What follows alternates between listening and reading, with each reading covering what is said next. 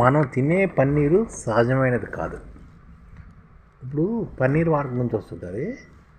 ఇప్పుడు పన్నీరు శాకాహారులకు హై హై ప్రోటీన్ ఫుడ్ అనమాట.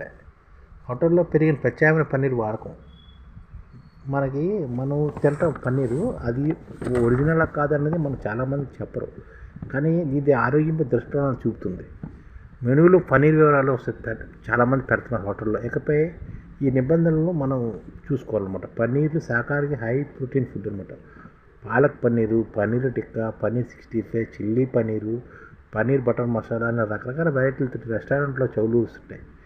కానీ ఇది చాలామంది బయట షాపుల్లో దొరికే పన్నీర్ తెచ్చుకుని ఇంట్లోనే ఎన్నో రకాల వెరైటీలు ట్రై చేస్తుంటారు. కానీ పన్నీర్ ఎలా తయారవుతుందో ఒకసారి చూద్దాం.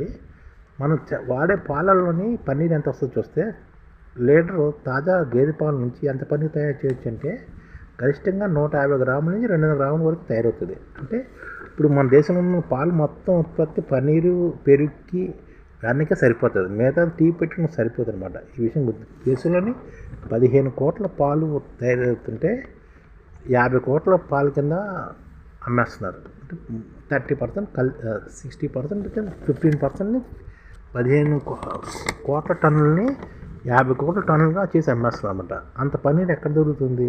దీన్నే ఆర్గానిక్ అంటారు. ఇదే ఆర్గానిక్ పన్నీర్ అంటే. తాజా పాలతో తయారైనది కాదన్నట్టే కదా. అన్నట్టు ఏంటి అసలు చూస్తే, మనందరికీ పాల ఉత్పత్తులతో పెరుగు, పన్నీర్ తెలుసు. కానీ ప్రత్యామ్నాయ డైరీ ఉత్పత్తుల గురించి మనం ఎప్పుడైనా విన్నామా? ఈ పాలతో కాకుండా సింథటిక్ పదార్థాలతో తయారు చేస్తారు. అనేక హోటళ్ళు, సూపర్ మార్కెట్లో వీటి వాడకం ఇప్పుడు ఎక్కువైపోయింది. అందుకే పన్నీర్ సహా ప్రత్యామ్నాయ డైరీ ఉత్పత్తులు అన్నింటినీ అమ్మకాల మీద food safety and standard authority of India కొన్ని నిబంధనలు విధించాలన్నమాట. సాధారణంగా పన్నీరు పాలను కాచి అందులో నిమ్మరసం లేదా వెనిగర్ లేదా సిట్రిక్ యాసిడ్ వేసి విరగొడతారు. సాధారణంగా పన్నీరు తయారవుతుందంటే పాలల్లోని నిమ్మరసం కానీ, వెనిగర్ కానీ, సిట్రిక్ యాసిడ్ కానీ వేసి దాన్ని విరగొడతారు. అలా వచ్చిన దాన్ని ఒక గుడ్డలో వేసి అందులో నీరంతా పోయే వరకు వడకడతారు. తర్వాత దాన్ని చల్లని నీటిలో 2-3 గంటల పాటు వేసి ఉంచుతారన్నమాట. దాంతో అది మృదుగా తయారవుతుంది. ఇది పాల నుంచి వచ్చి తయారు చేసే పన్నీర్ ప్రక్రియ. కానీ ప్రత్యామ్నాయ పన్నీర్ ఎలా తయారు చేస్తారంటే, ఈ ప్రత్యామ్నాయ పన్నీరు పామాయిల్ లాంటి వెజిటేబుల్ ఆయిల్స్, స్టార్చ్ లాంటి వాటితో తయారు చేస్తారన్నమాట. స్టార్చ్ ఉంటుంది తెలుసు కదా, అలాంటి వాటిని తయారు చేస్తారు. ఇది చూడడానికి అచ్చంగా సహజ పన్నీర్లాగా కనబడుతుంది, కానీ రుచిలో కొంత తేడా ఉంటుంది. కృత్రిమంగా తయారైన ఈ పన్నీరు ఆరోగ్యం మీద దుష్ప్రభావాలు చూపిస్తుంది. హోటల్లో ఇలాంటి ప్రత్యామ్నాయ పన్నీర్కే వడ్డిస్తున్నారు. ఇటీవల చాలా పేరున్న హోటల్లో జరిగిన ఫుడ్ సేఫ్టీ ఇన్స్పెక్టర్ రైట్స్లో తెలియని కూడా అన్నారు. దేశవ్యాప్తంగా ఇదే పరిస్థితి.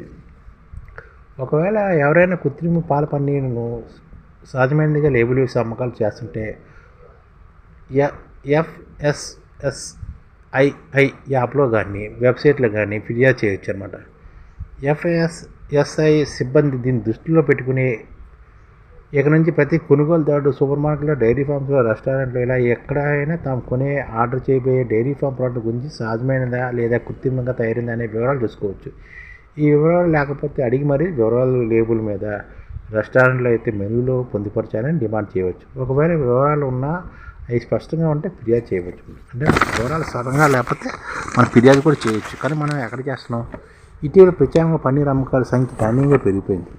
ఈ నేపథ్యంలోని FSSAI ఇక నుంచి ప్రతి రెస్టారెంట్లు తమ దగ్గర ఉన్న పన్నీరు ఎలాంటిదో మెనూలో స్పష్టంగా తెలియజేయాలని నిబంధనలు పెడుతుందన్నమాట.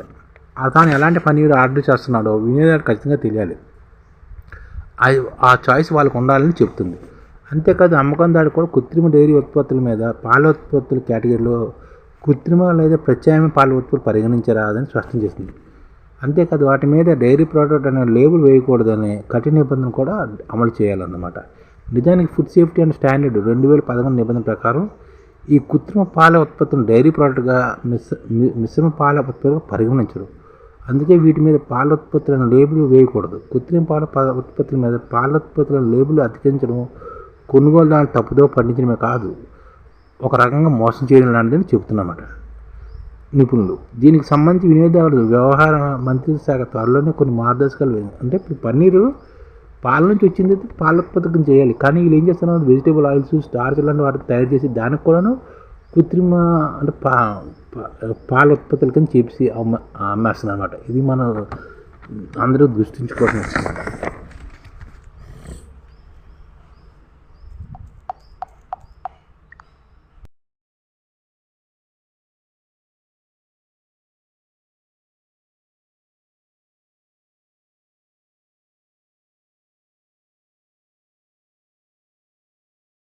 ఈ ఛానల్ ముఖ్య ఉద్దేశం ఏంటంటే, మన తెలుగు రాష్ట్రాల్లో 1 కోటి మందికి సంఘటిత రంగాల్లో ఏ విధంగా ఉద్యోగాలు ఇవ్వవచ్చు, కనీస నెల జీతం 30,000 వరకు ఏ విధంగా ఇవ్వవచ్చు, ఏ విధంగా చేస్తే ఉద్యోగాలు సృష్టించబడతాయో వివరిస్తూ ఈ ఛానల్ వీడియోలు వస్తాయి. అలాంటి వీడియోలు మీకు కావాలంటే మన ఐడిఎఫ్ భాస్కర్ ఛానల్ని సబ్స్క్రైబ్ చేసుకోండి. ఐడిఎఫ్ అంటే ఇండియన్ డెవలప్మెంట్ ఫోర్స్. ఈ వీడియోలు చూసిన తర్వాత మీకు నచ్చితే లైక్ చేయండి, మీ ఫ్యామిలీ మెంబర్స్కి షేర్ చేయండి, మరియు మీ ఫ్రెండ్స్కి షేర్ చేయండి. Thank you. నమస్కారం.